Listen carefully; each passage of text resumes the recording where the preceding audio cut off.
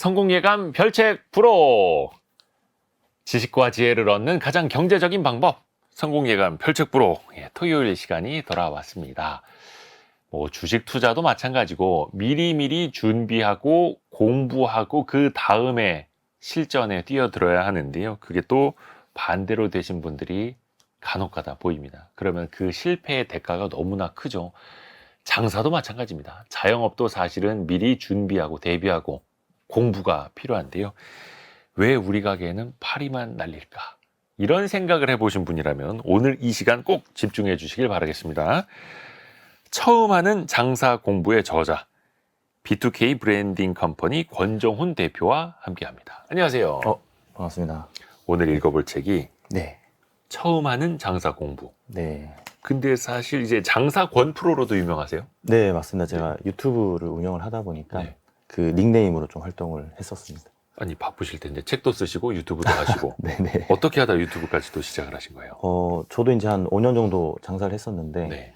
장사를 하다가 좀 깨우친 게 많았었어요. 수익이 진짜 한 달에 많이 난 적도 있었고 그렇게 좀 많이 나다 보니까 또 안일하게 운영을 하다 보니까 또 한 달에 50만 원만 이렇게 버는 정말 절체절명의 위기에 좀 빠졌었던 그런 순간들도 있었는데 어떤 뭐 저만의 노하우라기보다는 저도 이제 배워서 이런 것들 실행을 하다 보니까 굉장히 좋은 결과물이 나오게 돼서 그걸 한번 유튜브에 좀 올려보면 어떨까라고 해서 이제 5년 전부터 그런 영상들을 올리게 된 게 지금 여기까지 오게 된 것 같습니다. 근데 또 그걸 바탕으로 또 책도 쓰셨고요. 네, 맞습니다. 장사하실 때는 거의 뭐 잠도 거의 안 주무시고 네, 이러셨어요? 왜냐하면 제가 했던 업종이 이제 술집이었어요. 이제 뭐 맥주도 팔고 소주도 팔고 뭐 그런 술집이다 보니까 새벽에 마치거든요. 2시, 3시 정도 마치니까. 네. 근데 또 거기에다가 유튜브까지 하려니 2시에 마치고 이제 집에 와서 씻고 3시부터 또 한 6시까지 뭐 촬영도 하고 편집도 하고 그러고 나서 또 잠깐 자고 또 출근을 해야 되다 보니까 거의 뭐 잠을 안 자고 했다시피 했죠. 한 몇 년 정도는. 네. 그러니까 진짜 대한민국 자영업자들은 보통 열심히 해서는 안 되는 것 같아요. 맞습니다. 정말 네. 피나도록 열심히 해야 되는 거고 그렇게 해서 또 이제 유튜브도 하고 계시고 책도 네. 쓰시고 네.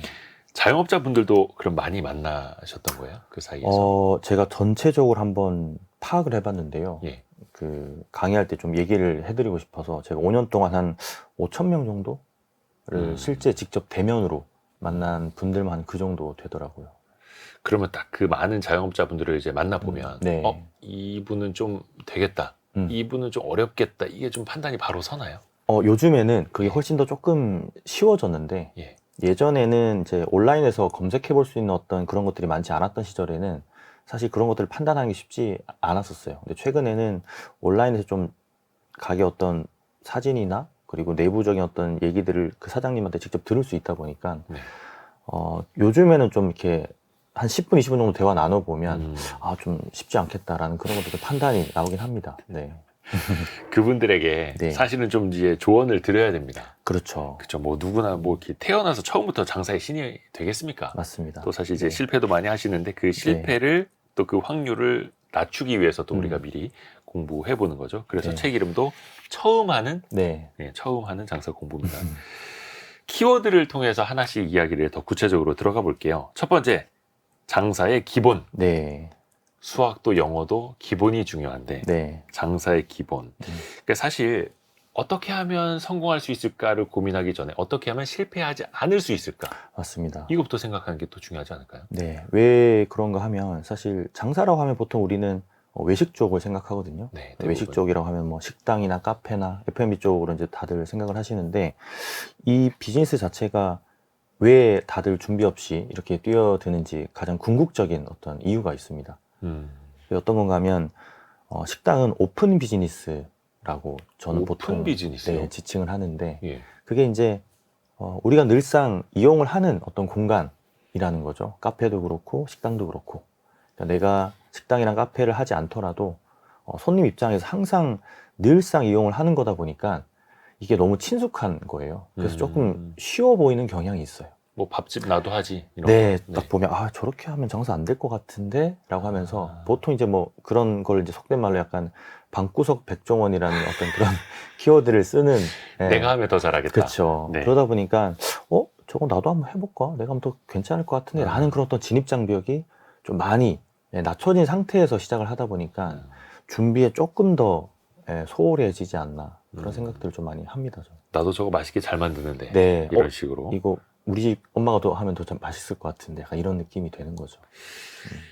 혹시 그 반면 교사로 삼을 만한 네. 이렇게 하면 실패한다 실패의 예시도 네. 좀 보여주세요.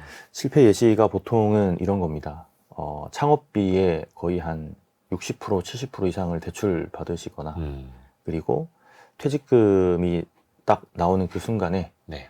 이제 인터넷에다가 네. 뭐 프랜차이즈 창업, 그때부터. 요즘 뜨는 프랜차이즈 약간 이런 식으로 검색해서 이제 한 달 안에 이제 뭐 상담 몇 개 받아보고 바로 시작하시는 분들이 운때가 맞으면 물론 괜찮겠지만 대부분은 거의 6개월에서 1년 정도 하시다가 후회를 많이 하시게 되고 실패 많이 경험하는 게 우리나라 대한민국 자영업의 한 80% 정도 차지한다고 보시면 됩니다. 데이터상으로. 그러니까 이제 준비 기간이 짧을수록 네, 맞습니다. 약간 성공 가능성도 반비례할 수 있는 거네요. 네, 완전히. 그 진짜 이런 조사 결과도 있더라고요. 네. 자영업자 10명 중에 9명이 월 소득을 전혀 고려하지 않고 창업에 뛰어든다. 맞습니다. 이 현실입니까? 그 월 소득을 아예 고려하지 않는 건 아닌데 그걸 네. 수치적으로 따져보시는 분들은 없고 그냥 머릿속으로 막연하게. 이거 하면, 막연하게 이거 하면 한 3, 400만 벌지 않을까? 한 5, 600만 원 정도 나오면 괜찮을 것 같은데 라는 느낌으로 다들 접근을 하시거든요. 근데 그게 이제 어떻게 보면 큰 문제점이라는 거죠. 우리가 회사 들어갈 때 네. 직장 같은 거 들어갈 때 연봉을 알고 들어가잖아요. 네네네.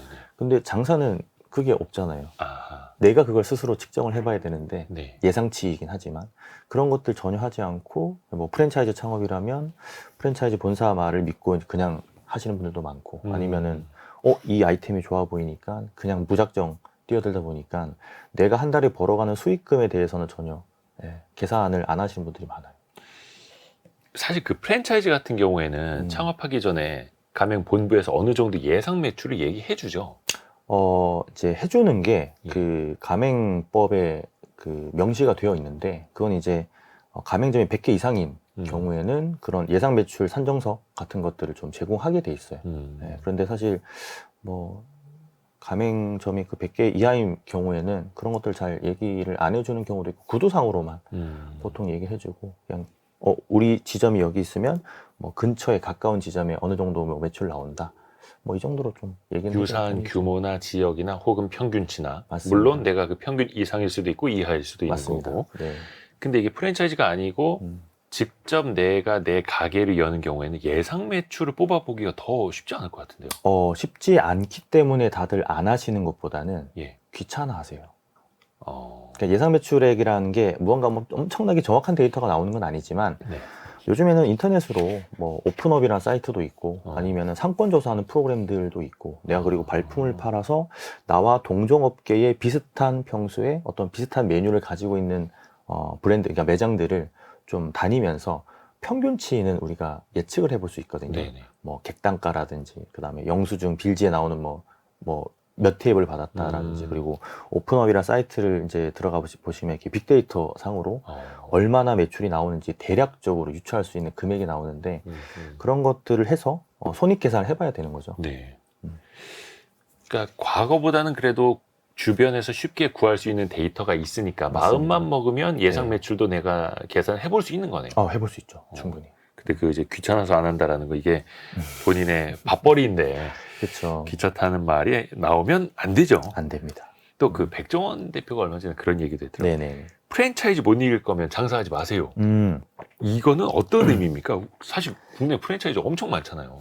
이 말이 이제 최근에 했던 말은 아니고 이제 백종원 대표가 TV 같은데 뭐 나오면서 컨설팅 하거나 뭐 이런 걸 가르쳐 주다가 프랜차이즈 못 이길 거면 사실 장사하면 안 된다. 약간 이런 얘기를 한 적이 있어요. 많이 강조하는. 네, 왜냐하면 프랜차이즈라고 하는 거는 사실 어떤 특별한 뭐 맛이나 노하우나 이런 것보다는 어떤 운영 형태나 브랜딩 관점에서 조금 더 개인 매장보다 나은 수준이기 때문에 표준화되어 있고. 네, 그래서 개인이 할 때 프랜차이즈를 이길 수 있는 방법을 찾아서 하는 게 맞거든요. 어떻게 보면. 네. 근데 그게 사실은 쉽지 않은 거죠. 프랜차이즈도 그렇죠. 어떻게 보면은 노하우를 가진 사람이 네. 최적의 맛과 가격 이런 걸 골라서 세팅을 해놓은 거니까. 네. 어떠세요? 보시기에는 개인이 본인의 가게로 프랜차이즈를 정말 이길 수 있는 확률이라든지 가능성은 어떻게 보세요? 확률이나 가능성은 제가 뭐 섣불리 말씀드리긴 좀 힘들 것 같고, 왜냐하면 예. 상황마다 너무나 다르기 예. 때문에. 대신에 프랜차이즈가 하지 못하는 것들을 개인 매장이 할 수 있는 것들은 너무나 많습니다. 하나 예를 들어 드리자면 예.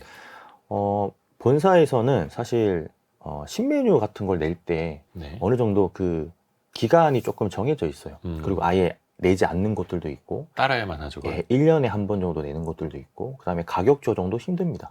하지만 개인 매장은 내가 좀 기민하게 대처를 한다면 뭐 분기마다 신메뉴가 나올 수도 있는 거고, 매달 신메뉴를 낼 수도 있는 거고, 아니면 가격 책정도 내가 원하는 대로 뭐 포스기 조절해가지고 또 메뉴판도 바꿀 수도가 있는 건데, 프랜차이즈는 내가 포스기의 가격도 다 내가 스스로 수정을 못하게 돼 있거든요. 다 잠겨 있어요. 네, 그래서 그런 것들 좀 차이점이 있다라고 볼 수 있는 거죠. 그때의 상황, 또 고객들의 니즈에 네. 기민하게 대응할 수 있다. 그렇죠. 그게 내 가게의 어떤 장점인 네. 거네요. 프랜차이즈 말고. 예를 들자면 대기업과 작은 회사들의 음. 어떤 차이점이라고 보는 거예요. 의사결정도 대기업은 아. 좀 느리지만 작은 회사들은 의사결정을 좀 빨리 할 수 있잖아요. 오호. 음. 아이템 측면에서는 어떻습니까? 개인이 프랜차이즈를 이길 수 있는 아이템도 좀 있을까요? 있습니다. 그 프랜차이즈가 하지 못하는 업종들이 조금씩 있어요. 뭐 예를 들자면 예. 중식 같은 경우는 요즘에는 프랜차이즈 브랜드가 좀 많아지긴 했는데요. 이 개인 매장이 하는 그 맛있는 불맛 나는 어떤 짬뽕, 직화 짬뽕 같은 느낌의 그런 짬뽕을 만들어내는 브랜드는 사실상 없다고 보셔도 돼요. 그렇죠. 그러니까 생각해 보시면 아마 동네마다 있을 거예요. 그런 네, 집이. 맞습니다. 예. 그래서 그런 중국집들은 사실 프랜차이즈보다는 훨씬 더 맛에 있어서는 좀 뛰어날 수밖에 없는 거죠. 그리고 뭐 중국집도 있지만 또 우리가 노포라고 보통 하잖아요. 노포. 네, 프랜차이즈들이 따라할 수 없는 그런 어떤 깊은 내공과 그런 어떤 약간 멋스러움, 그런 것들 좀 가진 매장들은 프랜차이즈가 하지 못하는 것들이죠. 또 프랜차이즈 하면 요즘에 그 백종원 대표도 마찬가지고 네. 일부 가맹점주들과 갈등을 빚고 있잖아요. 근데 그렇죠. 사실 이게 백종원 대표 그쪽 프랜차이즈뿐만 아니라 다른 가맹 본부에서 사실 비일비재한 일이기도 하고요. 너무 많습니다. 좀 많이 지켜보셨을 것 같은데 어때요, 현실? 너무 많고 저한테 이제 제가 또 유튜브를 하다 보니까 제보를 해주시는 분들도 많고. 근데 이런 일들이 이제 지금 표면상 드러났기 때문에 네. 이런 일들이 좀 많이 좀 회자되고 언론에서도 나오는 것 같은데, 어떻게 보면 양측 모두에게 좀 잘못이 있는 것 같아요. 왜냐하면 백종원 대표 같은 경우도 사실 그 영업사원이라고 하죠. 뭐 가맹 개설을 담당하는 직원이 뭐 녹취를 들어보니까 이제 그런 말을 하면서 영업을 하면 안 되는데, 이제 구두상으로라도 이제 그런 식으로 얘기를 하면 안 되는데 그런 식으로 구두상으로 좀 얘기한 부분도 있는 것 같고, 제가 정확히는 모르지만 언론에 이제 나오는 보도를 보면. 그리고 점주님들 입장에서도 사실 매출 보장은 사실은 이게 말이 안 되는 거거든요. 기본적으로 생각을 하더라도. 네, 네. 근데 그런 매출 보장이라는 말을 믿고 우린 했는데 그게 좀 지켜지지 않은 게 좀 억울한 그런 부분들 많이 호소를 하시는 거 보면은 서로에게 약간 잘못이 있지 않나, 그런 생각을 좀 가지고 있습니다, 저는. 또 책을 보면 네. 자영업자는 그 프랜차이즈랑만 경쟁을 하는 게 아니라 90년대생과도 경쟁을 해야 된다고 쓰였어요. 이제 그 내용이 어떤 건가 하면, 예. 저는 이제 83년생인데, 네. 그 편집장님은 혹시, 저 81년생입니다. 그러니까 만약에 저희가 창업을 하게 된다면, 예.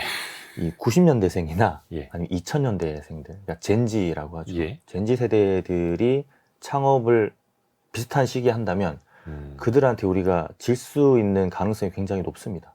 젊은 트렌드를 빨리 따라가는 사람들. 그것도 있고 SNS에 엄청 능숙해버리고 태어났을 때부터 핸드폰을 손에 쥐고 살았던 친구들이기 때문에 우리보다는 어떤 그런 뭐 인스타그램이라든지 뭐 아니면 스레드라든지 그리고 뭐 유튜브라든지 뭐 이런 것들이 너무 익숙해 버린 거죠. 네. 그래서 그 친구들은 마케팅을 하더라도 우리보다 훨씬 더 잘하고 이해도도 뛰어나고 트렌드도 빠르고 그렇기 때문에 좀 이런 말씀 드려 조금 죄송하긴 하지만 우리 같은 연배에서는 좀 그들한테 배워야 될 게 너무 많다라고 좀 말씀을 드리죠. 40대 초반밖에 안 됐는데. 쉽지 근데 않습니다. 이 경쟁이 이제 네. 90년대생들도 창업을 많이 하고 있다라는 뜻이기도 하고요. 무한 경쟁이네요. 이거 또 은퇴하고 창업하시는 분들도 많은데요. 그 최근에는 이제 젊은 친구들의 창업이 늘어났는데 데이터적으로 나온 건 없지만 제가 보는 관점에서는 사실 유튜브의 역할이 저는 컸다고 봅니다. 많이 배우고. 배웠다라기보다는 유튜브에 이런 외식 창업으로 성공한 그런 어떤 영상들이 꽤 많이 유행을 했었어요. 예. 그러다 보니까 프랜차이즈 브랜드에서는 그런 광고를 좀 많이 내보내면서 가맹점을 모집을 해야 되고, 왜냐하면 새로운 광고 시장이 열려버린 거죠. 예전 같은 경우는 뭐 네이버나 이런 포털 사이트에 뭐 파워링크 같은 걸 통해서 이제 영업을 하거나, 아니면 뭐 매거진, 잡지나 뭐 라디오, 뭐 광고 이런 것들을 통해서 이제 했었는데, 아니면 이제 뭐 약간 그 매스미디어의 어떤 PPL이나 이런 것들 통해서 이제 가맹점 모집 같은 거를 좀 많이 했었는데, 유튜브의 그런 이제 외식 창업으로 성공한 케이스가 이제 나오는 게 인기를 좀 얻다 보니까 네. 이제 그런 브랜디드 콘텐츠라고 보통 우리는 얘기를 하거든요. 그러니까 우리 가맹점 중에서 잘된 사장님을 이제 그 채널에서 찾아와서 인터뷰를 하는 네, 거죠. 네, 그래서 네. 그런 식의 영상들이 엄청 많아졌었어요. 그래서 그러면서 젊은 친구들이 또 약간 유튜브가 약간 자극적이잖아요. 그쵸. 그러다 보니까 매운맛. 막 이렇게 외제차 타고 다니면서 이제 가게 나가지 않고 성공한 사장님. 나는 오토로 돌리고 있습니다. 그래서 한 달에 얼마를 번다. 네. 약간 이런 콘텐츠가 많이 확산되다 보니까 젊은 친구들이 이제 나는 그럼 회사 안 들어가고 처음부터 창업 한번 해볼까? 아니 회사 다니던 친구들도 나도 한번 장사 한번 해볼까? 약간 이런 게 좀 문화가 돼버리지 않았나. 제 개인적인 견해입니다. 더 네. 쉬워 보이게. 네네네. 그러면서 창업도 30대, 40대, 50대, 60대가 다 같이 경쟁을 하는 그런 맞습니다. 시장이 되는 네. 거고요. 네.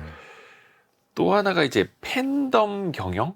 네. 이게 어떤 뭐 아이돌 기획사도 아니고 네, 연예인도 그렇죠. 아니고 자영업자가 팬덤을 가질 수 있습니까? 어떻게 하는 거예요? 저도 최근에는 사실 이런 내용으로 교육도 많이 하고, 예. 책에도 사실 뭐 어떤 장사에 대한 지식보다는 지혜를 많이 담으려고 노력을 했는데, 이 팬덤이라는 게 약간 예를 들자면 이런 겁니다. 쉽게 이해할 수 있도록 사례를 말씀드리자면, 네.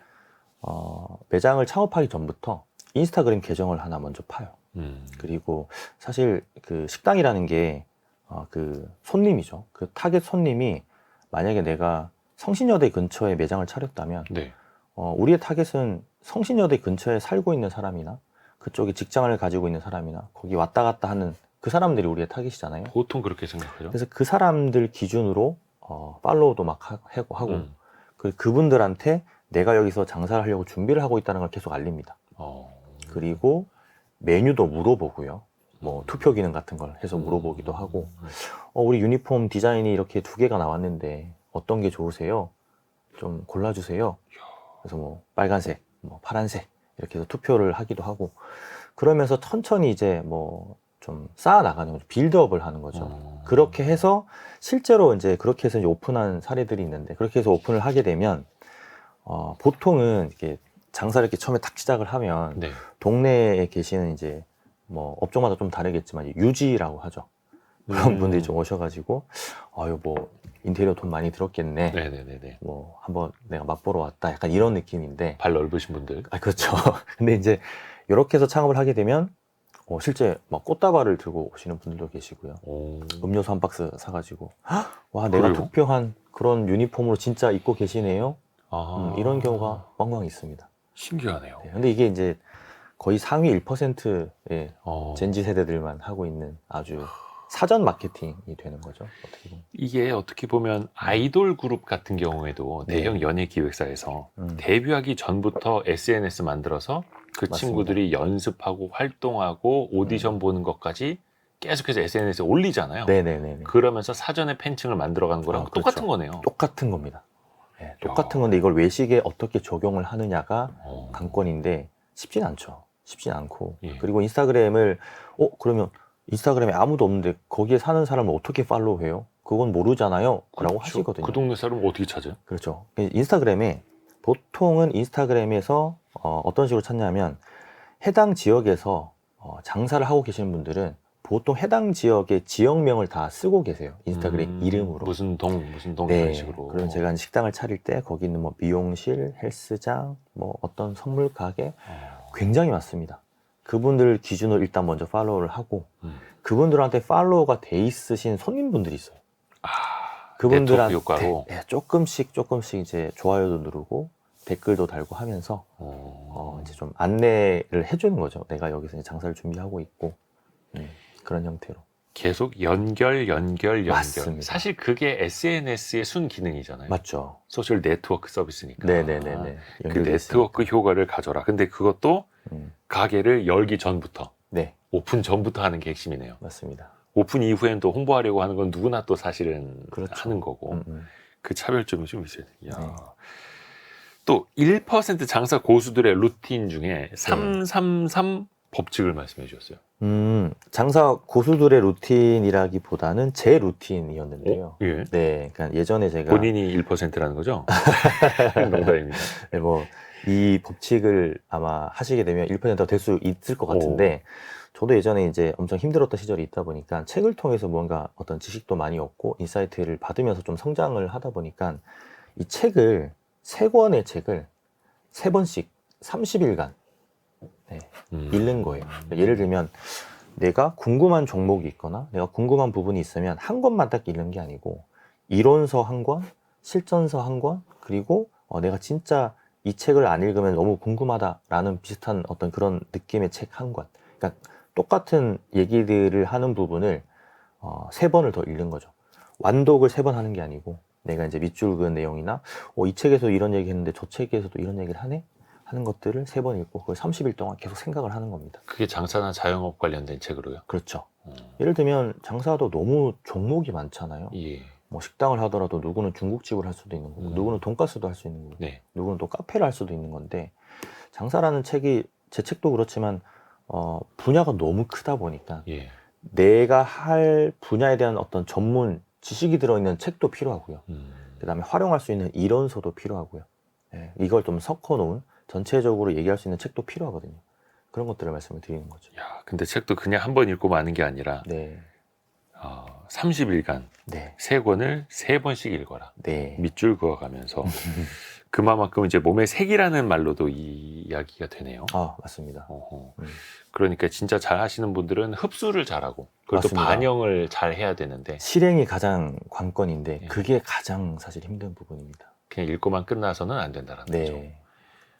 또 다른 비법. 음. 97%에 집중한다는 건 어떤 얘기예요? 이 내용이 좀 이해하기 어렵다고 하시는 분들이 있는데 네. 쉽게 말씀을 드리자면 우리 동네에서 장사를 하시는 분들이 더 많거든요. 어떤 번화가 엄청 큰 상권에 사시는 분들보다 동네라고 하면은 실제 좀 단골을 많이 만들어야 되는 그런 네. 구조를 가지고 있는 이제 상권 입지인 거죠. 근데 그 매장들이 분명히 손님들이 가지고 있는 니즈가 있어요. 네. 근데 그 니즈를 많은 식당들에서 하지 않는 게 그 포인트가 있거든요. 그 포인트를 잡아서 해줘야지만 좀 약간 유니크한 무언가가 나오거든요. 다른 서비스도, 가게에는 없는 것들. 그렇죠. 서비스도 그렇고 이제 어떤 메뉴도 그렇고 여러 가지 항목에서 하나의 예를 들어 드리자면 해물파전 예. 좋아하시나요? 그럼요. 예. 근데 우리가 근데 흔하잖아요. 흔하죠. 근데 해물파전을 우리가 먹을 때 대부분의 사람들이 파전 같은 경우는 약간 바삭하게 나왔으면 좋겠다. 약간 이런 있어요. 니즈가 있어요. 예, 있어요. 뭐 얘기는 하진 않지만. 예. 근데 이 해물파전을 저도 예전에 부쳐봤지만 해물파전을 바삭하게 부치려면 시간이랑 노동이 2배로 들어갑니다. 그래요? 네. 그래서 바삭하게 부치기가 쉽진 않아요. 잘 타기도 하고 잘못 타게 되면 타기도 하고 다른 주문도 막 쳐내야 되는데 이것만 앉아서 계속 조리를 할 수는 없거든요. 그래서 불에 올려놓고 또 다른 것도 해야 맞습니다. 되니까. 그래서 이런 것들에 대한 니즈가 있다라고 이제 판단을 했다면 우리 동네에서 예. 그러면 이 해물파전을 어떻게 하면 바삭하게 만들 수 있을까라고 연구를 해보는 거예요. 그래서 이제 모 매장 같은 경우는 이 해물파전을 굽지 않고 하나의 틀을 만들어서 예. 여기다가 이제 얇게 밀가루 반죽을 해서 올려놓고 이걸 예. 튀김기에 넣습니다.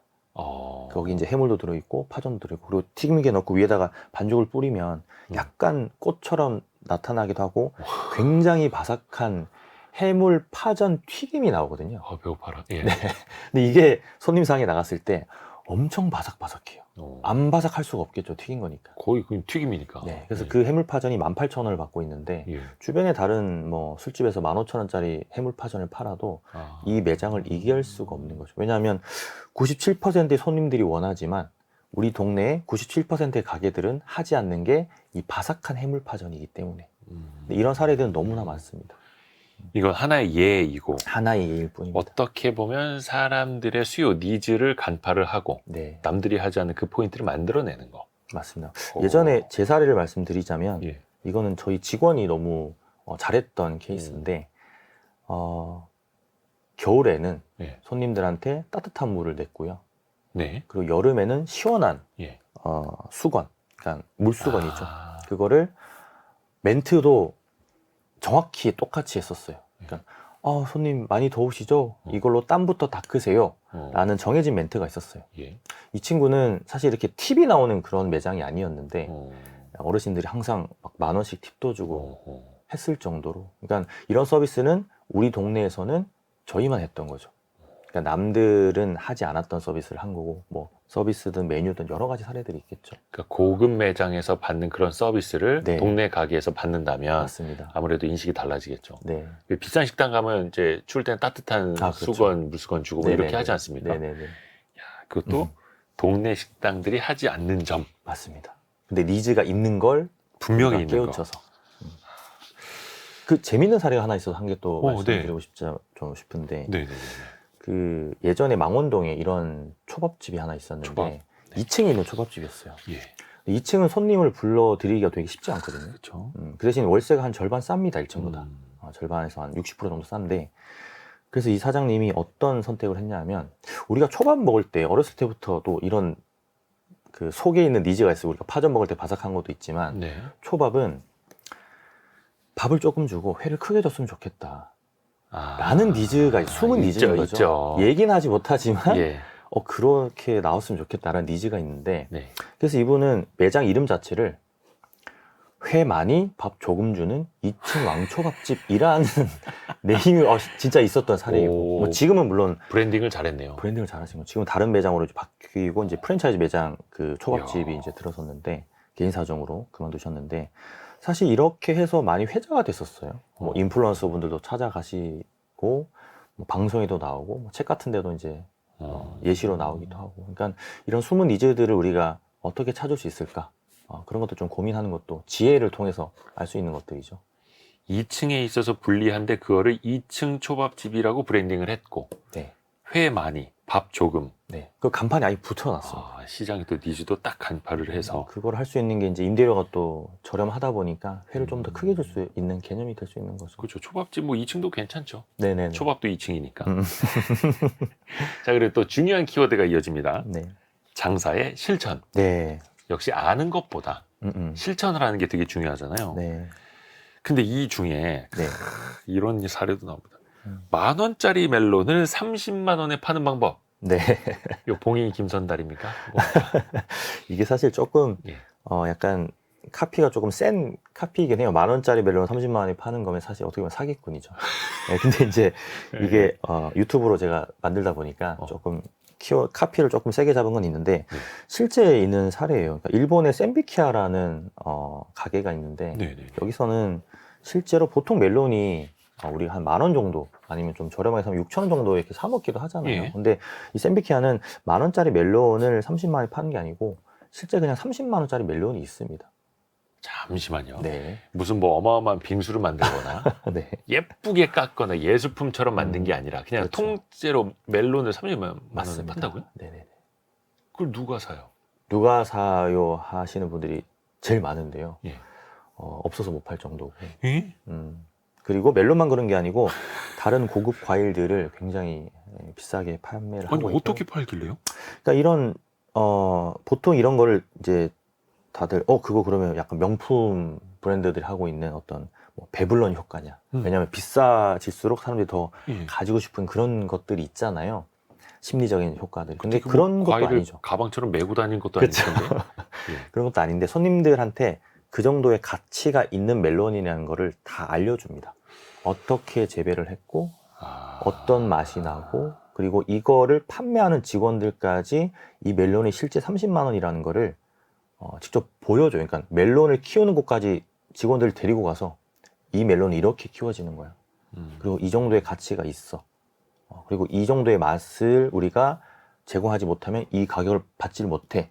라고 해서 한국 관광객들이 가면 멜론을 잘 판매를 안 하려고 합니다. 예, 왜요? 왜냐하면 멜론을 사서 후숙해가지고 먹는 방법을 이제 설명을 해주는데 관광객 입장에서는 그걸 후숙까지 해가지고 먹을 수 있는 어떤 그런 여유가 없잖아요. 그렇죠. 그러다 보니까 관광객 같은 건 잘 안 팔려고 해요. 그래서 일본인들이 훨씬 더 많이 사 먹습니다. 이거는 이제 관광객은 구경하러 많이 가죠. 그리고 뭐 멜로만 있는 게 아니고 다른 제품들도 사실 많습니다. 과일로 만든 제품들도 있고. 네. 이게 딱 그거네요. 그러니까 부가가치를 높여라. 맞습니다. 가치 싸움인 거죠. 또 어떻게 보면 와인 같은 경우에도 그렇잖아요. 솔직히 저는 뭐 10,000원짜리 와인, 100,000원짜리 와인 뭐 맛으로는 절대 구분을 못 하는데 다 봤을 땐 비슷비슷해 보이는데 약간의 차이가 10배의 가격 차이를 불러오는 네. 이런 거네요. 맞습니다. 근데 거기에다가 지갑을 열 수 있는 고객층은 분명히 어딘가에는 있고. 그렇죠. 그래서 우리가 와인도 소믈리에 분들을 대상으로 실험한 그런 케이스들이 되게 많은데 말씀하셨던 그 10,000원짜리 와인, 또 100,000원짜리, 100만원짜리 와인을 이제 병만 바꾸고 그리고 이제 눈을 가리고 네네. 시음을 했을 때 네. 많은 소믈리에들이 네. 잘 맞추질 못했고 심지어는 그 색소를 타서 예. 화이트 와인인데도 불구하고 예. 색소를 타가지고 레드 와인이라고 했을 때 네. 그것도 못 맞췄다. 그런 사례들이 있습니다. 근데 그거를 몇 배의 가격을 주고 그렇게 산다라는 건 네, 소비자로서 소비할 때의 가치가 있다는 거잖아요. 그렇죠. 그러니까 이게 어떻게 보면은 이제 이 부분에서 좀 불편하게 들으시는 분도 있을 것 같아요. 네. 그 뭐 속임수 아니냐. 음, 근데 또 속임수? 장사하는 사람 입장에서는 이게 네. 고부가가치일 수 있고. 뭐 식당을 좀 예로 들면 아주 설명이 좀 쉬울 것 같은데 예. 100g에 5,000원짜리 삼겹살을 파는 데도 있고요. 네. 100g에 뭐 15,000원짜리, 20,000원짜리, 30,000원짜리 심지어는 그런 고기를 파는 곳도 있습니다. 네. 그러면 소비자들이 선택을 하겠죠. 나는 저거 속임수 같아서 먹기 싫어. 하지만 선택하는 손님이 있기 때문에 그렇게 판매를 할 수 있는 거고 그 가치가 형성이 되어 있는 거겠죠. 네, 그런 거를 좀 봐주시면 좋을 것 같아요. 그렇죠. 그래서 가끔 이제 언론 기사에서도 왜 해외 고가 이른바 명품 가방이라고 하는 원가는 몇만 원밖에 안 된다 이런 기사 나오면 조금 이제 답답한 거죠. 소비자들이 원하는 게 또 따로 있는데. 맞습니다. 또 실천 몇 가지 더 챙겨볼게요. 예를 들어서 이런 경우가 있을 수도 있습니다. 자영업도 경쟁이 엄청 치열하잖아요. 네. 옆 동네 혹은 바로 옆에 비슷한 업종, 네. 비슷한 매장이 들어와 버립니다. 이럴 땐 어떻게 해야 됩니까? 이게 방어 전략이라고 봐야 될까요? 사실 들어오기 전에 미리 수를 써놔야 되겠죠. 들어오기 전에? 네. 뭐 저희가 초반에 이제 말씀드렸던 그런 팬덤을 만드는 과정이라든지 아니면 아주 쉬운 예를 말씀드리자면 식당에서는 많이 안 하는 것들인데요. 근데 실제로 상위 한 10%, 상위 한 5% 사장님들 많이 하고 있는 것들인데 손님들의 DB를 모으는 것들을 많이 하세요, 요즘에는. 데이터를요? 네. 이게 어떤 건가 하면 뭐 손님의 데이터라고 해서 뭔가 그 손님에 대한 어떤 개인정보 막 이런 것들 모으는 게 아니고 손님들이 자발적으로 전화번호를 남기게끔 아니면 우리가 운영하는 카카오톡 플러스 친구 같은 것들을 추가하게끔 유도를 하는 거죠. 그래서 그 경쟁 매장이 들어오기 전부터 그런 DB를 많이 쌓아 놓으면 그러니까 예를 들면 이런 거죠. 내가 마케팅을 해서 10,000원 정도 마케팅 비용을 써서 손님을 한 명 데리고 왔어요. 근데 이 손님이 우리 식당에서 먹고 가면 끝이거든요. 네. 그럼 이 손님을 다시 데리고 오게 하는 데는 한 몇백 원이면 가능합니다. 그럴 수 있는 가능성이 굉장히 있는데 이 손님이 가고 나면 내가 연락할 방법이 없거든요. 그렇죠. 그러면 또 10,000원을 써서 또 신규 손님을 데리고 와야 돼요. 이 사람이 오고 안 오고는 이제 내가 관여할 수 없게 되는 건데 손님의 데이터베이스를 내가 가지고 있다면 그러면 이분한테 내가 뭔가 메시지를 던져볼 수는 있는 거죠. 우리 이번에 이런 신메뉴가 나왔어요. 30일 동안 우리 매장 오신 지 한 달 정도 지나셨는데 한번 오시면 이번에 제가 요 서비스 좀 드리고 싶습니다. 이런 개념이라서 문자 메시지 한 통이면 된다. 문자든 뭐 카카오톡이든 아니면 또 인스타그램으로 활용하시는 분들도 있고 근데 실제 저도 예전에 동네 장사할 때 이런 DB를 모았었고 예. 이게 한 10,000명 정도만 있으면 정말 큰 파급 효과가 있습니다. 그러니까 신규 매장이 들어오면 경쟁 매장은 사실 이런 데이터베이스가 없기 때문에 무언가 마케팅을 하더라도 불특정 다수에게 할 수밖에 없어요. 하지만 이 데이터베이스를 모아놓은 매장들은 한 10,000명 정도가 있다고 치면 그 10,000명에게 내가 무언가를 메시지를 직접적으로 보낼 수가 있습니다. 10,000명이면 상당한 숫자죠. 특히 동네 장사하면서 네. 10,000명 동네 사람 데이터베이스를 모을 수가 있을까요? 쉽지 않을 것 같은데. 제가 그래서 상위 1% 이제 아. 5%라고 말씀드렸는데 제가 알고 계신 사장님들 같은 경우는 뭐 10만 명도 있고요. 야, 5만 명도 있고. 그래서 3만 또 명도 SNS 있고. 열심히 하는 거고요. 네, 맞습니다. 근데 그게 어떻게 나 장사하는데 바빠 죽겠는데 그런 것까지 해. 10,000명을 언제 모아라고 생각하시는 분들도 그게, 있는 반면에 네, 시스템이 있어요. 예. 그렇게 만들 수 있는 시스템이 자동으로 돌아가게끔 구축하는 게 핵심입니다. 예를 들자면 손님 이거 추가 좀 해주세요 라고 하면 당연히 안 하겠죠. 네네네. 그러면 자동으로 카카오톡 플러스 친구라고 치면 손님 저희가 이런 이벤트를 하고 있는데 이거 하시려면 여기 친구 추가하시면 됩니다. 그러니까 최근에 제가 본 사례는 고깃집인데요. 네. 이 고깃집은 스탑워치 시계가 있어요. 예. 그래서 버튼을 딱 누르면 스탑워치가 이제 소수점 2자리까지 탁탁탁탁 돌아가는 예, 건데 예, 예. 거기에서 777에 딱 이걸 멈추게 하면 아, 오늘 드신 거 다 서비스 이벤트. 아니면 뭐 어떤 메뉴 하나 서비스. 어. 근데 이걸 하려면 카카오톡 플러스 친구 추가를 하면 응모권을 주는 거예요. 아, 이벤트에 도전하려면 그렇죠. 그래서 땅 해서 777에 맞추면 서비스를 드리기도 하고 아니면 또 뽑기로 하는 매장들도 있고요. 예. 예전에 우리가 학창 시절 때 종이 뜯는 거. 뜯는 거 아니면 이렇게 넣어가지고 빼가지고 하는 거. 그러니까 이거 하려면 친구 추가를 해야 되는 거죠. 그리고 또 하나의 사례는 다트, 그러니까 룰렛으로 하시는 것도 있어요. 요즘 인터넷에 보면 그런 걸 팔거든요. 네네. 그럼 뭐 음료수 하나 공짜, 뭐 메뉴 하나 공짜, 아니면 다음 방문 시 3만 원 할인권, 뭐 그 명품을 주는 매장들도 있습니다. 뭐, 추첨해서. 네, 뭐 샤넬 립스틱 와. 이런 것도 한 5만 원 정도 하는데 오. 1등. 그러니까 룰렛을 이렇게 팡 돌려가지고 토르륵 돌아가잖아요. 근데 이걸 하려면 이제 DB를 좀 줘야 되는 그런 어떤 조건들이 있는 거죠. 그러니까 소비자의 행동을 유발시키는 거고. 맞습니다. 사실 소비자들의 행동이 유발이 되면 또 자연스럽게 더 관심을 갖게 되죠. 맞습니다.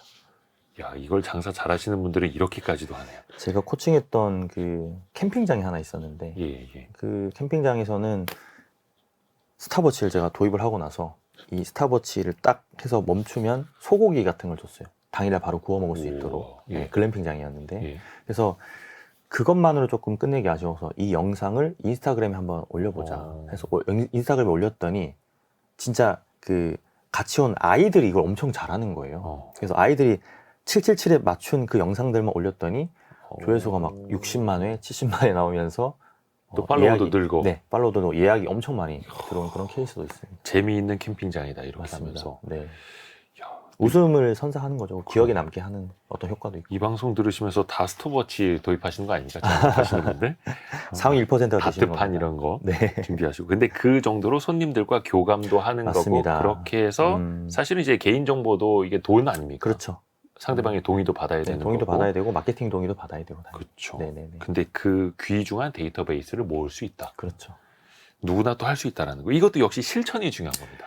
말은 제가 이렇게 하지만 네. 이제 현장에서 하려면 많은 우여곡절들이 있을 거예요. 과거 사장님 당장 힘들어 죽겠는데 네. 언제 그런 거 하냐고. 그쵸, 막. 그쵸. 이 얘기들 당연히 하실 거예요. 수정보완 해나가시면서 하시는 거니까 처음부터 잘 되진 않을 겁니다. 그럼요. 그래서 실천이 중요하다라는 네네. 거고요. 장사 고수가 알려주는 성공 비결 5단계도 있더라고요. 네.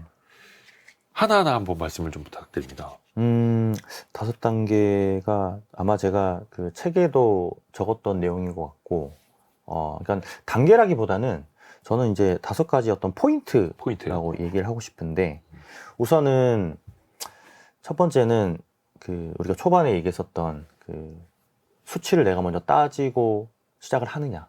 분석. 그리고 이제 두 번째는 대출. 대출을 너무 많이 받고 시작들 하시거든요. 네. 네. 근데 대출 받고 시작을 하시면 첫 달부터 마이너스예요. 그러니까 이게 그거를 상환하기 전까지는 사실 내가 돈을 벌고 있다라는 느낌을 못 받습니다. 그래서 그 2개도 말씀드리고 싶고, 세 번째는 마케팅 공부를 나중에 하세요. 일단 시작하고 나서. 네, 시작하고 나서 나중에, 그것도 한참 나중에 하십니다. 장사 안 될 때. 안 될 때 합니다.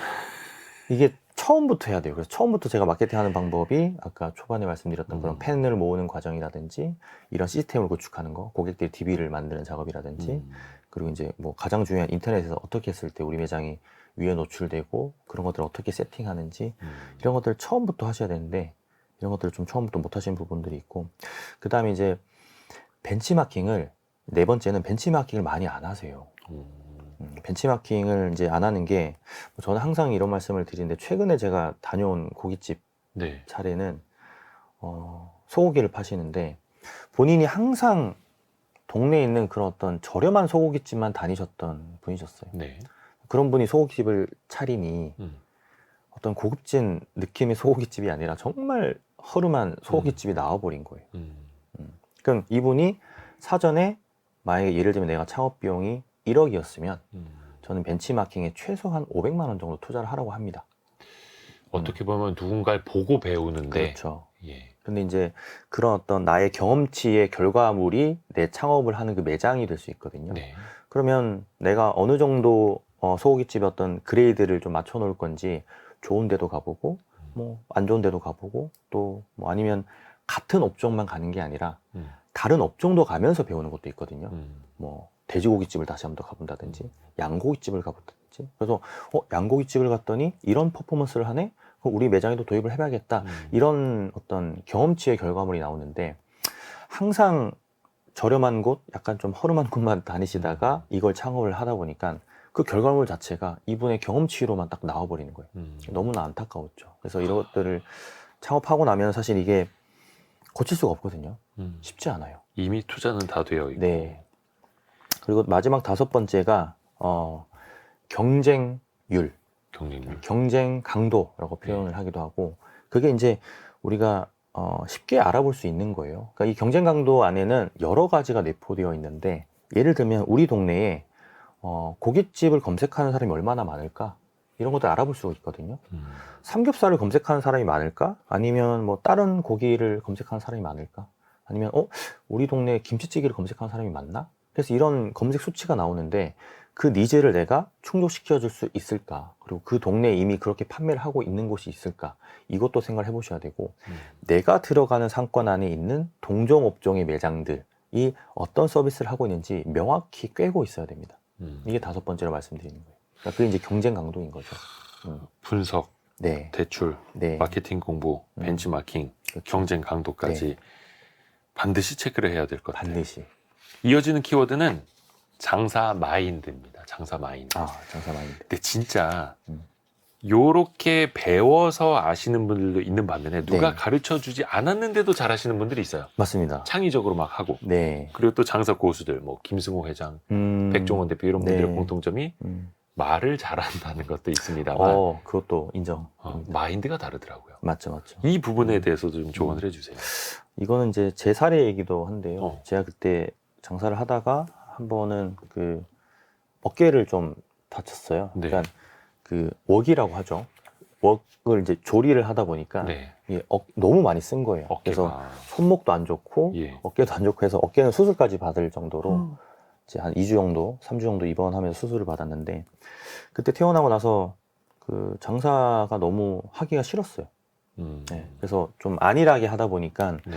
실제로 월 순이익이 50만 원 정도 급전직해버린 거예요. 네, 떨어졌었습니다. 예. 근데 50만 원 정도면 사실 어디 가서 알바하는 것보다 안 되죠. 돈을 못 버는 거라서 엄청 혼자 좀 스트레스 받고 매일 술만 마시고 그랬었는데 이유가 무엇인가 곰곰이 생각해 봤더니 제 문제더라고요, 결국은.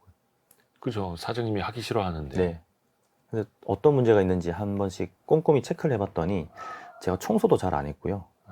메뉴 개발도 많이 안 했고 그리고 손님 접객이나 이런 거 신경을 많이 안 썼던 부분들이 많더라고요. 그 중에 하나의 사례가 보통 이제 45박스라고 하는 냉장고가 있어요. 냉장고. 그 이제 요식업에서 주방에 쓰는 뭐 냉동 2칸, 뭐 냉장 2칸 뭐 이렇게 쓰는 경우도 있고 네. 다 냉동고인 경우도 있고 그런 냉장고가 있는데 그걸 어느 순간 탁 열었더니 그 안에 성에가 엄청 많이 끼어 있는 거예요. 물론 성에가 안 끼는 고급 냉장고도 있는데 네. 저는 그때 좀 저렴한 냉장고여서 성에가 정말 이만큼씩 끼어 있는 거예요. 제가 그만큼 관리를 안 했다. 관리를 안 했다. 그래서 다음날 2시간 일찍 출근해서 그 성에 먼저 제거하고 그러면서 무언가가 머릿속에서 번뜩 스쳐 지나갔던 게 사실 림빅이라는 거였어요. 림빅이요? 네, 림빅이라는 사실 책이 있는데 제가 그 책을 읽으면서 무언가 어떤 인간의 뇌 구조라든지 이런 것들에 대해서 좀 많이 좀 알게 됐어요. 그래서 림빅이 이제 림빅이라는 실제 기관도 있고 또 대뇌 변연계라는 뇌의 어떤 기관이 있는데 어떻게 보면 림빅이 약간의 스위치 같은 역할을 하는 거죠. 그래서 저도 그 성애를 제거하고 났더니 바닥도 한 번 더 닦고 싶었고, 그리고 포스기 뒤에 그 너저분하게 있는 그 전선들 사이에 있는 그 먼지들도 내가 이때까지 이걸 청소 안 했었네 하면서 그걸 청소하면서 모든 걸 다 바꾸게 됩니다. 하나씩 천천히. 근데 이거를 뭐 김승호 회장도 그렇고 백종원 대표도 그렇고 항상 청소에 대해서 강조를 많이 하거든요. 근데 이게 시작점이라는 거죠. 이걸 하지 않은 상태에서 다른 걸 한다는 것 자체가 순서가 맞지 않은 거예요. 위생이 가장 큰 어떻게 보면 식당의 본질인데 그쵸, 기본인데. 그걸 하지 않고 너무 계속 나태해지는 사장님들이 많은 거죠. 최근 들어서 더. 그래서 그런 부분들을 좀 마인드적인 부분에서 좀 말씀을 드린 거죠. 그 청결, 위생을 갖추려는 노력 자체가 하나의 식당의 기본이기도 하지만 네. 장사하는 사람의 마인드, 맞습니다. 자세이기도 한 거네요. 예전에 상징적인 장면이고. 네, 예전에 그 백종원 대표가 골목식당에서도 네. 뭐 여러 사례들이 나왔어요. 청소 지적들을 많이 했었고 또 청소를 깨끗하게 하고 났을 때 그 새로운 마음가짐이 드는 그게 인간의 뇌에서도 약간 무언가 새롭게 변화되는 그쵸, 과정이면서 그쵸. 약간 리셋되는 느낌을 받게 하거든요. 그래서 그런 것들에 대한 어떤 이야기들이라고 보시면 되는 거죠. 청소까지도 어떻게 보면 즐겨야 하는 거고요. 장사가 쉽지 않습니다. 음. 또 하나가 장사할 때 뻔뻔해야 성공한다는데 네. 뻔뻔해야 성공하는 어떤 의미일까요? 이 손님한테 뻔뻔하라는 겁니까? 어떤 겁니까? 이게 이제 워딩이 좀 세다고 느낄 예. 수도 있는데 제가 만나본 자영업자분들 중에서는 많은 분들이 외향적이지 않고 내향적이시고 그리고 마케팅을 할 때 자신감 있게 본인이 만든 메뉴나 이런 것들이 있어서 좀 당당하게 하지 못하는 분들이 훨씬 더 많이 많았어요. 홍보해야 되는데. 네, 그러다 보니까 우리 동네에서 돈가스는 저희 집이 제일 맛있다. 우리가 1등이에요. 라고 하는 거를 하질 못합니다, 사장님들이. 맛으로는 자부하지만 네. 어디 나가서 강하게 홍보를 못한다. 네. 예를 들자면 어떤 배너를 하나 만들더라도 네네네. 예를 들면 어떤 아파트가 있다. 예를 들면 레미안 아파트 단지에 장사를 하고 있다. 그러면 레미안 1단지에서 1등 돈가스 이런 식으로 하질 못해요. 그 이유를 제가 여쭤봤더니 제가 셰프 출신도 아니고 당연히 맛은 있는데 저보다 훨씬 장사 잘 되는 돈가스 집이 있다. 이렇게 이제 생각을 하시면서 스스로 약간 길 건너가 사실은 더 맛있어요. 네, 저희가 더 많이 팔거든요. 저희가 더 장사 잘 되거든요. 약간 이런 것 때문에 이게 오픈 비즈니스라고 제가 말씀을 드렸잖아요. 그러다 보니까 스스로 약간의 그런 어떤 위축감을 가지고 계세요. 근데 이게 결코 좋은 건 아니거든요. 당당하게 우리 집 돈가스가 왜 1등인지에 대해서 설명할 줄 알아야 되는 거죠. 자신감을 가져야 되고. 이게 사실 기업일 경우에는 또 온라인 같은 경우에는 그 표시 광고법이 있어서 그렇죠. 그 비교 기준이라든지 네. 적법하게 해야 하는데 네. 그냥 동네 장사하시는 분들 입장에서는 조금 더 뻔뻔하셔도 된다 이거네요. 없습니다. 네, 그럼 표시 광고법이고 이런 거 생각 안 하셔도 됩니다. 네, 안 하시고 그냥 당당하게 저희 집이 제일 맛있어요 라고 해도 됩니다. 실제 그렇게 그러니까 생각을 하셔야 되고. 따져보면 너나 할 거 없이 다 원조라고 하니까요. 그렇죠. 그런 것과 비슷한 맥락이죠. 네. 근데 그렇게 좀 더 강하게 해야 되는 거죠. 이런 부분에서는 조금 더 뻔뻔해지셔도 된다. 맞습니다. 또 이 부분은 조금 뼈아픈 부분일 수도 있는데요. 네. 이런 부분은 그냥 차라리 폐업하시라. 하루빨리 장사를 접으시는 게 더 나을 수 있다라는 네. 뼈 때리는 부분 좀 말씀해 주실 수 있을까요? 일단 가장 많은 사례가 상권과 입지를 잘못 선택하신 케이스들이 많아요. 그러니까 내가 하고 있는 아이템이랑 그 상권이랑 맞지 않는 경우도 있고요. 아니면 그 상권 자체가 살아날 기미가 전혀 보이지 않고 너무 그 나중을 생각해서 들어가신 분들도 있고요. 그리고 임대료나 이런 걸 좀 아끼기 위해서 이제 상권을 엄청 막 C급지라고 보통 이야기를 하거든요. 보통 A급지, B급지, C급지 있다고 치면 C급지 중에서도 완전 마이너스 C급지에 들어가신 분들 중에서는 회생하기 힘든 경우가 많습니다. 그런 분들한테는 좀 힘들다고 말씀을 드리는 경우가 좀 많고. 그러니까 임대료 싼 곳 찾아갔는데 사람이 오지 않는 곳. 네. 그게 마케팅 능력이 아무리 있어도 요즘에 마케팅은 다 하는 거거든요. 마케팅도 약간 지금 저는 스태그플레이션이라고 표현하는데 외식업에서 마케팅도 인플레이션이 지금 있었고 예. 다 하는 거죠. 너나 나나 똑같은 마케팅을 똑같이 하다 보니까 이미 인플레이션이 됐는데 네. 스태그플레이션이라고 말씀드린 이유가 마케팅 비용은 또 많이 올라가고 올라가는 있고. 상태예요. 그러다 보니까 이게 안 좋은 상권에 가서 마케팅으로 사람을 땡겨온다는 게 쉽지 않은 구조가 돼버렸죠, 이제는. 마케팅 비용은 올라가는데 매출은 정체되고. 네. 그래서 계속 외식업에서 마케팅 시장이 약간 스태그플레이션과 비슷하다라고 말씀을 드린 거고, 두 번째는 본인이 의지가 없으신 분들이 있어요. 대화를 하다 보면 약간 좀 무기력에 빠지신 거죠. 힘들다 보니까. 그런 분들한테는 뭐 여러 가지 이제 코칭도 해드리지만 하나의 솔루션 중에 하나가 이제 조기 폐업인 거고, 아유, 저 웃으면 안 되는데. 폐업을 어떻게 하면 잘할 수 있는지, 네. 뭐 정부 지원을 받아서 뭐 철거를 하는 방법이라든지, 아니면 이 폐업을 할 때 권리금을 어떻게 잘 받을 수 있는지. 왜냐하면 어쨌든 투자한 금액을 다는 내가 환수를 못 하더라도 이걸로 인해서 뭐 어느 정도의 권리금을 받고 넘길 수 있다면 이분도 재기할 수 있는 어떤 기틀은 조금 마련할 수 있잖아요. 그런 부분들에 대해서도 코칭을 해드리는 거죠. 아니, 그렇게 폐업하시는 게 낫겠습니다라고 코칭을 해드리면 네. 그분들은 그걸 순순히 받아들이나요? 받아들이시는 분들도 있고요.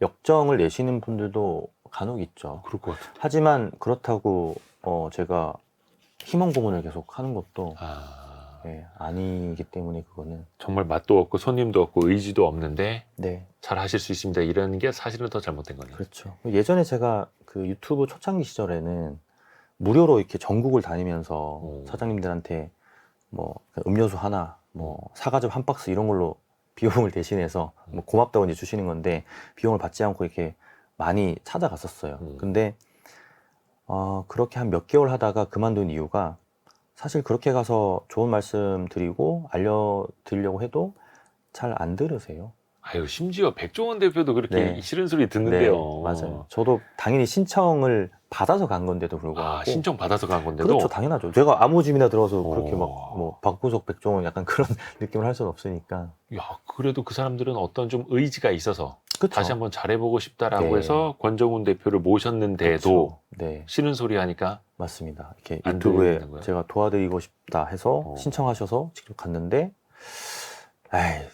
건프로님, 그거는 이론이에요. 그렇게 못해요. 약간 이런 게 엄청 많죠. 그러다 보니까 저도 약간 상처도 받고, 막 이제 서로 약간 언성이 높아지는 왜냐면 저는 이제 안타까우니까. 엊그제 있었던 사례가 하나 있어서. 네네네네. 이것도 이제 좀 제가 많이 안타까웠던 사례여서 말씀을 드리는데, 그 브랜드 이름을 좀 얘기하기 좀 그렇고, 프랜차이즈였어요. 네. 콩나물국밥 프랜차이즈였는데, 네. 제가 자주 가는 곳입니다. 그런데 제가 이제 전라도 광주에 출장 갈 일이 있어서 갔다가 차 시간도 급하고 해서 그 역 안에 보니까 이제 역 근처에 보니까 그 브랜드의 매장이 있길래 들어가서 제가 늘 시켜 먹던 메뉴를 시켰어요. 그게 네. 이제 순두부찌개. 예. 그리고 오징어 살이 따로거든요. 3,000원인데 오징어 살이 이렇게 두 개를 시켰습니다. 네. 근데 보통은 본사 레시피는 따로 나오는 거예요. 예. 오징어는 따로 삶아서 나오고 순두부찌개는 따로 나오고 해서 제가 넣어가지고 먹는 건데 딱 받았는데 오징어 사리가 없는 거예요. 그래서 네. 사장님 오징어 사리 저 주문했었는데 그러니까 안에 들어있대요. 아. 이미 끓이실 때 같이 넣으신 거죠. 네네. 근데 그렇게 되면 식감이 조금 안 좋아지거든요. 근데 뭐 어쩔 수 없다 생각하고 그 정도는 네. 어쩔 수 없다. 빨리 먹고 기차 타야 되니까 예. 오징어를 딱 먹었는데 네. 오징어에서 네. 암모니아 냄새가 확 나는 거예요. 왜 그런 거예요, 그건? 이제 오징어도 종류가 되게 많은데 그 심해에 사는 오징어들이 있어요. 뭐 대왕 오징어라든지 아니면 오징어 종류가 굉장히 많은데 그런 오징어들은 암모니아가 실제로 그 오징어 몸에 많이 있습니다. 그 심해서 살기 위해서. 근데 그런 것들을 우리가 식재료로 쓸 때는 물에다가 암모니아를 빼는 과정을 거쳐야 돼요. 근데 이 사장님은 사실 그런 과정을 거치지 않았는 건지 아니면은 덜 뺐는지 모르겠지만 암모니아에서 너무 심하게 나서 제가 그런 거 보면 좀 못 참으시는구나. 안타깝거든요. 네. 예전에는 제가 화를 냈다면 네. 요즘엔 안타까워요. 그럼 저 같은 손님이 한번 거기서 먹어보고 나서 이제 다시는 안 갈 거잖아요. 그래서 사장님 이거 오징어 좀 잘못 쓰고 계신 거예요. 말씀드리면서 좀 전달했는데 네. 그 사장님이 이제 또 화내셨나요? 화를 내시지 않았는데 네. 빼드릴게요. 불친절하게. 오징어 살인 빼드릴게요. 저희도 받아서 쓰는 거라서 몰랐어요. 사과는 안 하시고. 그래서 제가 여기서 조금 더 말씀을 드려야겠다 싶어서 아유 막 목이 메이는데 지금 사장님 이거 본사에서 받는 거 아니죠? 그러니까 사장님이 주춤하시더니 예. 예 저기 근처 마트에서 산 건데 예, 암모니아 냄새가 난다고 하니 뭐 저도 어쩔 수 없네요. 약간 이런 느낌이라서 그런 것들이 어떻게 보면 장사할 때 기본기가 없이 하다 보니까 이런 식재료 관리, 식재료 사용도 너무 안일하게 하는 거죠. 그게 이제 단골을 못 만들게 되는 과정이 되는 거고. 근데 그게 어떻게 보면 뭐 비용의 문제, 뭐 편리함의 문제도 있겠습니다만 네. 결과적으로는 손님이 떨어져 나간다면 그렇죠. 뭐 그분들이 가장 큰 또 피해를 보시는 거겠죠. 맞습니다. 그래서 뭐 아까 실천도 그렇고 마인드도 그렇고 몇 가지 키워드를 통해서 압축적으로 또 전달을 해드린 면들 네. 확확 잘 또 흡수하셨으면 하는 바람도 가져봅니다. 네네. 자, 오늘의 심쿵 한방 처음 하는 장사 공부 이 책을 관통하는 핵심 구절 네. 요거는 우리 권정훈 대표님께 직접 부탁을 드려볼게요. 네. 남들만큼만 하려면 장사하지 말아야 한다. 지독해져야 살아남는 이 시장은 스킬보다는 예. 방향과 지혜이니까 이 점을 명심하라. 네, 이렇게 말씀드리고 싶습니다. 지독해져야 살아남는다. 네. 치열한 이 자영업 시장에서 살아남으려면 기본이 어떻게 보면 지독해져야만 하는 거다. 네. 정말 간절한 마음을 담으신 것 같습니다. 맞습니다. 이 책을 쓰면서도 지식보다는 지혜를 담자. 그리고 이 지혜를 활용할 수 있게끔 하는 어떤 방법이 없을까? 그걸 고심하면서 썼기 때문에 뭐 지식과 정보는 되게 많거든요. 인터넷에 치기만 해도 나오기 때문에 그쵸. 저는 지혜를 담으려고 많이 노력을 좀 했습니다. 자영업자들 어렵다 힘들다라고 합니다만 사실 그 얘기는 뭐 수십 년 된 얘기죠. 네. 미래도 쉽지 않을 거고요. 하지만 준비된 사람들 또 경쟁력을 어떻게 또 차별화해서 가져가느냐 네. 하실 수 있다는 거 다시 한번 이 책을 통해서 느낄 수 있었습니다. 오늘 B2K 브랜딩 컴퍼니 권정훈 대표와 함께 처음 하는 장사 공부 책을 같이 읽어봤습니다. 고맙습니다. 감사합니다. 감사합니다. 별의별 이야기를 책을 통해서 나누는 별책 부록 마무리하고요. 다시 성공예감 이대호입니다. 월요일 아침 9시 5분에 다시 찾아뵙겠습니다. 성공예감은 오늘도 여러분을 응원합니다.